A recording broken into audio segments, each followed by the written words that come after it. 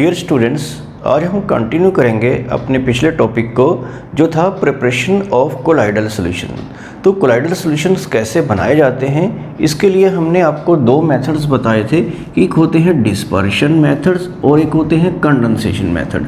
आपको पता है कि पार्टिकल जो कोलाइडल पार्टिकल्स होते हैं डिस्पर्शन मीडियम के अंदर, उनका साइज़ जो है 1 से 1000 नैनोमीटर की रेंज में ही होना चाहिए। अगर पार्टिकल का साइज़ बहुत बड़ा है, इससे ज़्यादा बड़ा, तो हम उसको डिस्पर्स कर देते हैं, मींस कि उसको स्मॉलर पार्टिकल्स में ब्रेक कर देते थे, जिसमें डिस्पर्शन मेथड्स यूज़ होते थे।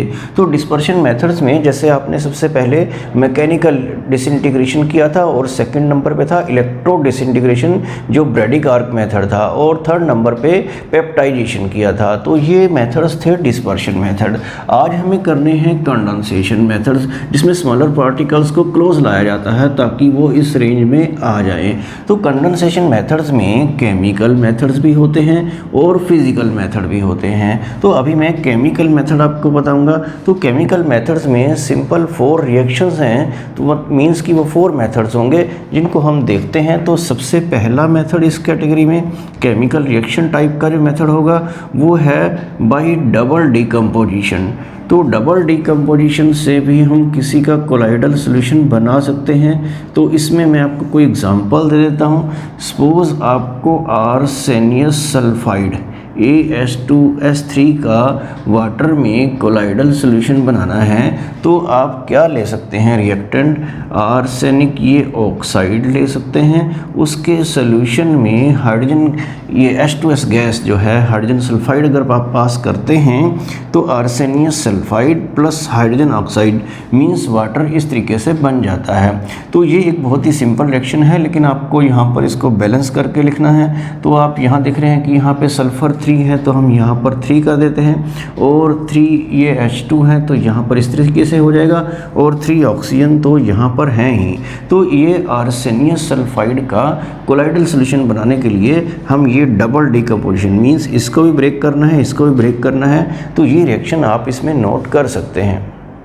केमिकल मेथड में सेकंड देखते हैं बाय रिडक्शन। तो अगर आपको किसी मेटल का जैसे गोल्ड, सिल्वर या प्लेटिनम का कोलाइडल सॉल्यूशन बनाना है तो उसका कोई सॉल्ट ले सकते हैं। जैसे मैं ये गोल्ड क्लोराइड लेता हूँ, तो इसका अगर आपको कोलाइडल सॉल्यूशन बनाना है तो इसकी हम रिडक्शन कर सकते हैं किसी रिड्यूसिंग एजेंट से।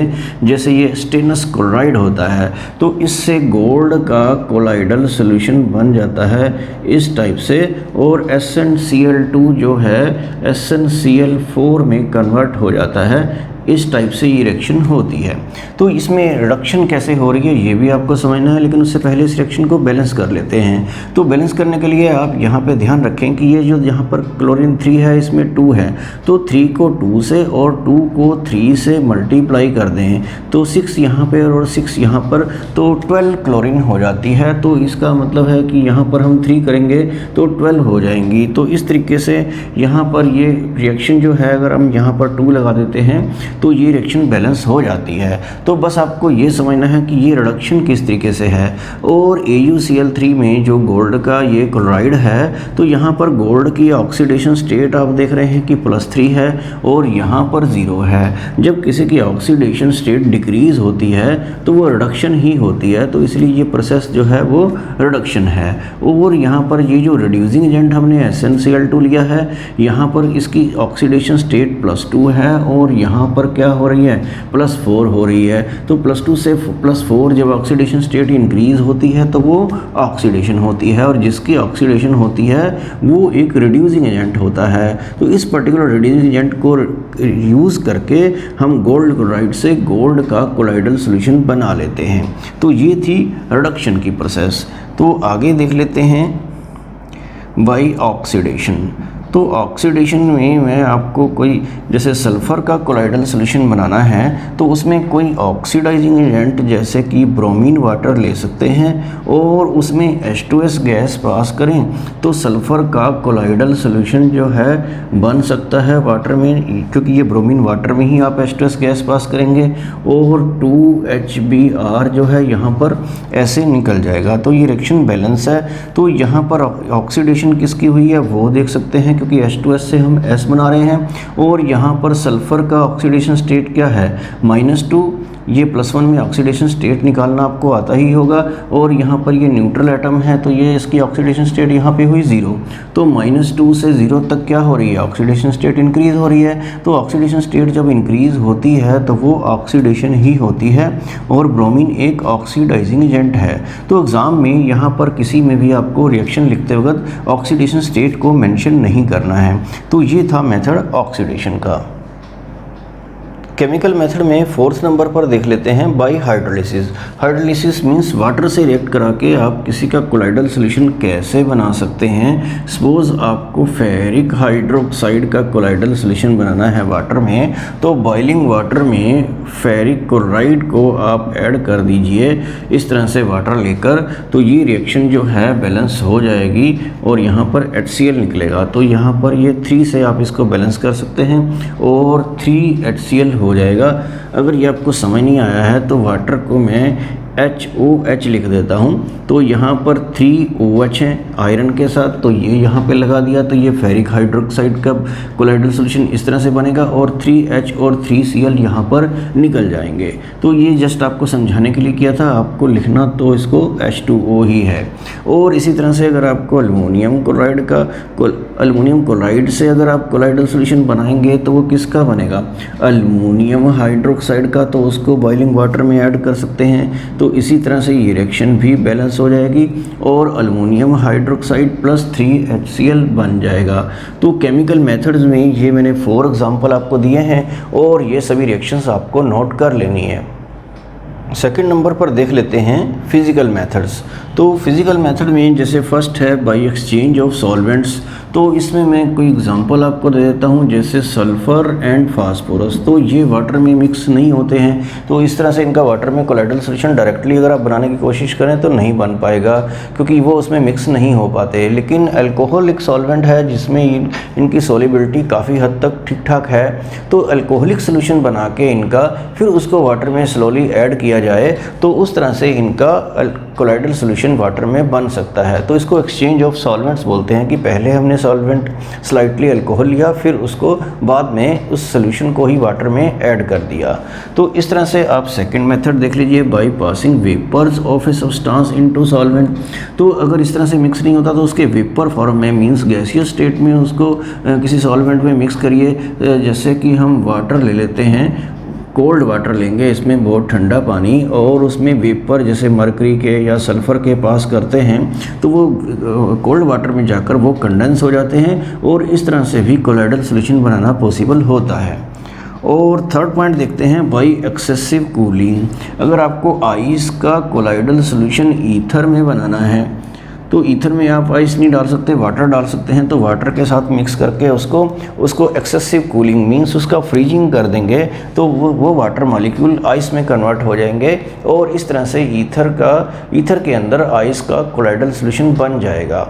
तो ये फिज़िकल मेथड्स भी आपको जस्ट रीड कर लेने हैं।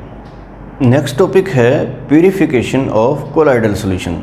तो कोलाइडल सॉल्यूशन की प्यूरिफिकेशन के लिए यहाँ पर 3 मेथड्स आपको बताए जाएंगे, जिसमें से फर्स्ट है डायलिसिस जो मेन मेथड है, और सेकंड अल्ट्रा फिल्ट्रेशन, और थर्ड होगा अल्ट्रा सेंट्रीफ्यूगेशन। तो सबसे पहले नंबर पर हम कर लेते हैं डायलिसिस। तो डायलिसिस में क्या करते हैं, इसमें आपको कोलाइडल पार्टिकल्स के जो सोल्यूशन है जिसमें कोलाइडल पार्टिकल्स है उसमें से क्रिस्टलाइड पार्टिकल्स को रिमूव करना है ताकि वो प्यूरिफिकेशन हो जाए।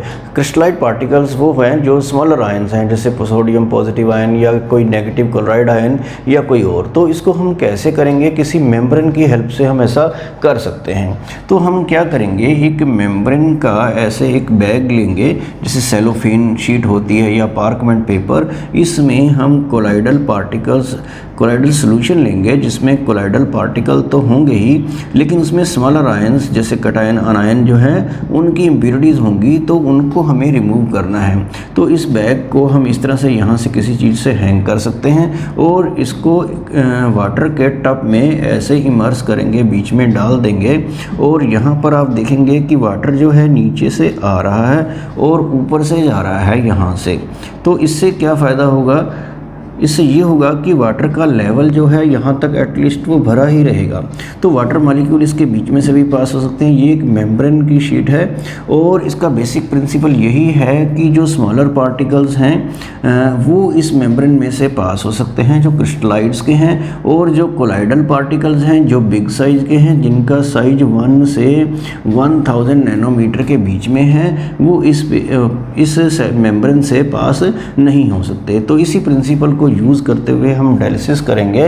तो ये आप नोट कर लीजिए, the process of separating the particles of colloids from those of crystalloids by diffusion through a suitable membrane means passing through a suitable membrane is called as dialysis. तो ये डायलिसिस का क्या है, डेफिनेशन है, और इसका बेसिक प्रिंसिपल यही है कि क्रिस्टलाइड पार्टिकल्स जो स्मॉलर आयंस हैं they can pass through the membrane whereas colloidal particles can not pass through the membrane, क्योंकि कोलाइडल पार्टिकल का साइज जो है वो बिग साइज है और ये जो मेम्ब्रेन इसी टाइप की ली गई है कि उसके होल्स का साइज इनसे तो बड़ा हो ताकि स्मॉलर आयन उसमें से पास हो जाए और कोलाइडल पार्टिकल पास ना हो पाए।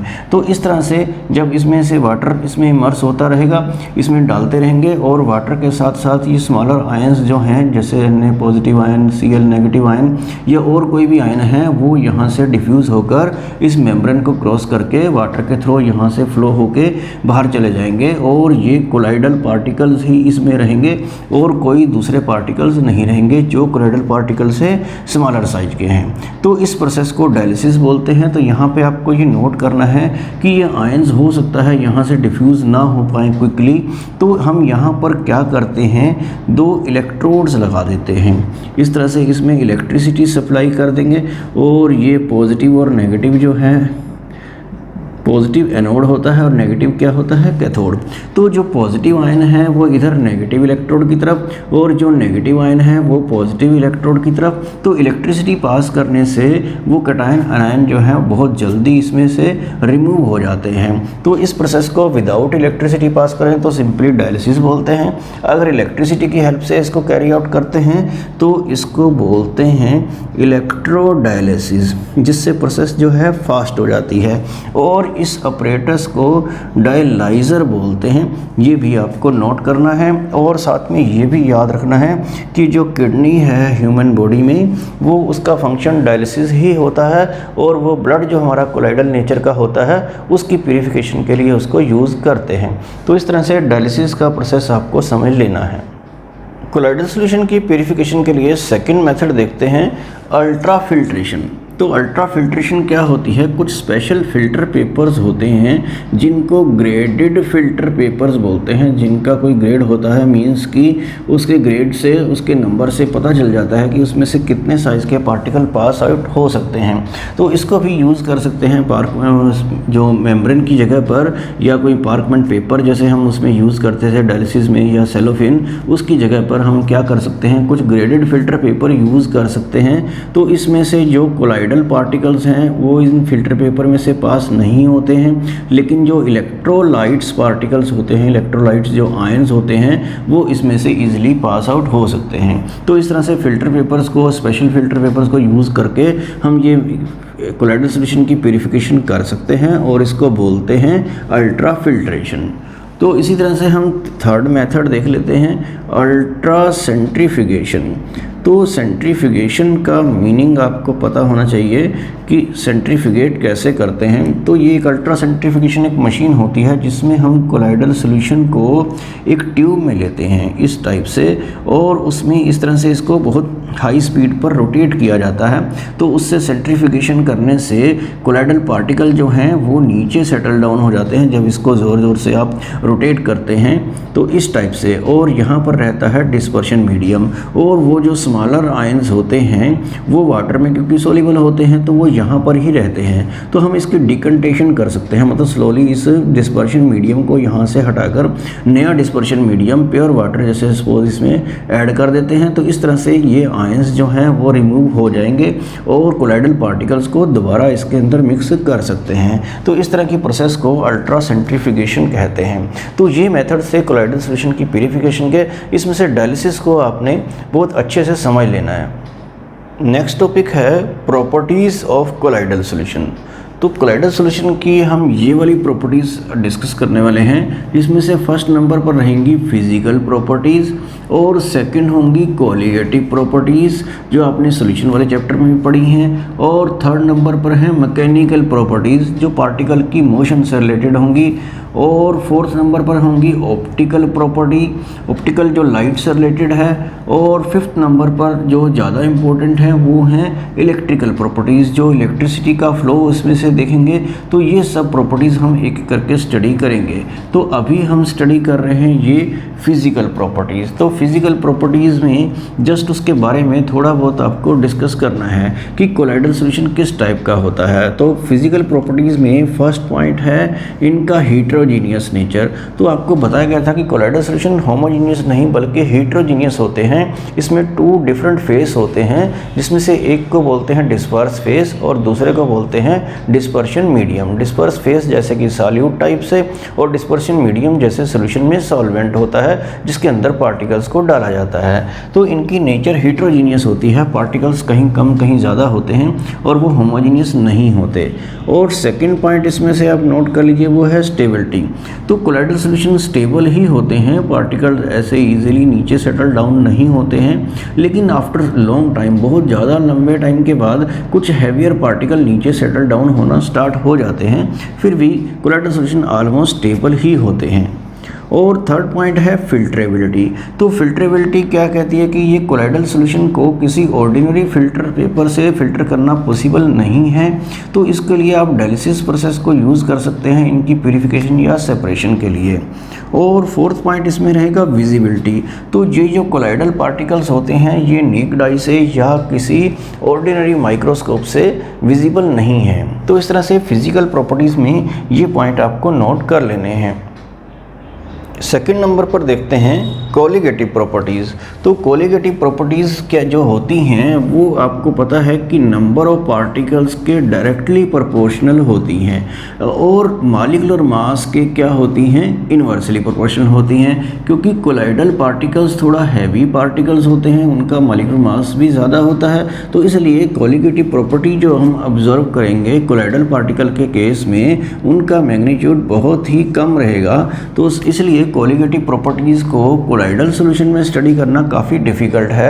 ट्रू सॉल्यूशन के केस में तो हमने पहले भी 4 कोलिगेटिव प्रॉपर्टीज़ को स्टडी किया था। तो यहाँ पर एक क्वेश्चन आ सकता है कि हैवी पार्टिकल्स के लिए जिनका मॉलिक्यूलर मास ज़्यादा होता है तो कौन सी कोलिगेटिव प्रॉपर्टी बेस्ट रहती है जो हम यहाँ पर इसको स्टडी कर सकते हैं। तो उसका आंसर जो है वो क्या है, ऑस्मोटिक प्रेशर। तो ऑस्मोटिक प्रेशर ही एक ऐसी कोलिगेटिव प्रॉपर्टी है जो कुछ हद तक एक्यूरेट जो है यहाँ पर हम इसको स्टडी कर पाएंगे। क्योंकि कोलिगेटिव प्रॉपर्टी जो ऑस्मोटिक प्रेशर है इसमें मास ज़्यादा होने से कोलिगेटिव प्रॉपर्टी में चेंज जो है बहुत कम नज़र आएगा, और बहुत कम मेजरमेंट जो है ऑस्मोटिक प्रेशर की तो पॉसिबल होती है, और बाकी जो कोलिगेटिव प्रॉपर्टीज़ थी उनमें ये सब पॉसिबल नहीं होता है। तो कोलिगेटिव प्रॉपर्टीज़ की स्टडी जो है यहाँ पर डिटेल में हम स्टडी नहीं करेंगे कोलाइडल सॉल्यूशंस के लिए। कोलाइडल सॉल्यूशन की प्रॉपर्टीज़ में थर्ड नंबर पर है मैकेनिकल प्रॉपर्टीज़। तो इसमें 3 प्रॉपर्टीज़ जो हैं हम डिस्कस करेंगे, और उसके बाद ऑप्टिकल प्रॉपर्टीज़, और फिफ्थ नंबर पर करेंगे इलेक्ट्रिकल प्रॉपर्टीज़। तो ये सभी प्रॉपर्टीज़ काफ़ी इंपॉर्टेंट हैं इसमें कोलाइडल सॉल्यूशंस में, तो इनको हम डिस्कस करेंगे अगले लेक्चर में।